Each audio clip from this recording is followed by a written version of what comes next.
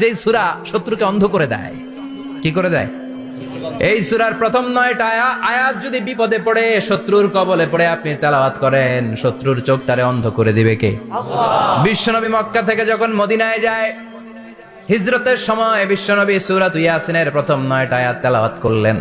তেলাওয়াত করে আল্লাহর নাম নিয়ে ঘর থেকে বের হলেন। আশেপাশে কাফেররা ঘুরে কিন্তু বিশ্বনবীরে দেখে না, সবাই খেলে এরকম এরকম করে, ডানে বায়ে হাতায় বিশ্বনবীর সামনে দিয়ে যায়, কিন্তু কাফেরদের চোখ অন্ধ করে দিয়েছে কে?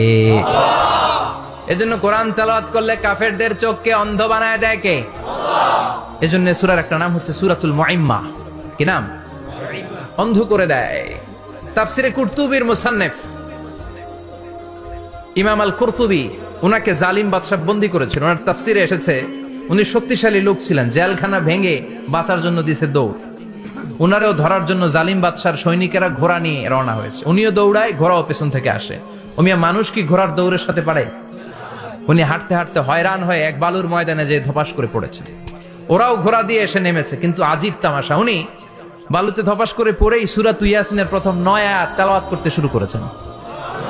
ওরা নিচে নেমে ডানে বায়ে সামনে পিছনে খালি খুঁজে, কিন্তু দেখে না, সামনেই কিন্তু বসা। ওদের চোখটা অন্ধ করে দিছে কে? আল্লাহ। বিশ্বাস হয়?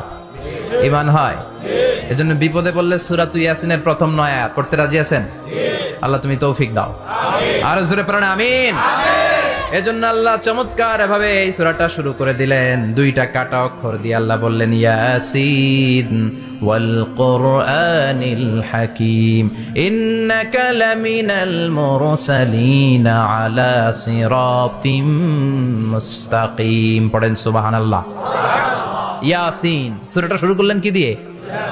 এটা কি কোনো বাক্য? এটা কি কোনো শব্দ? এটা কি অক্ষর? 2টা। প্রথম অক্ষরের নাম, দ্বিতীয়টা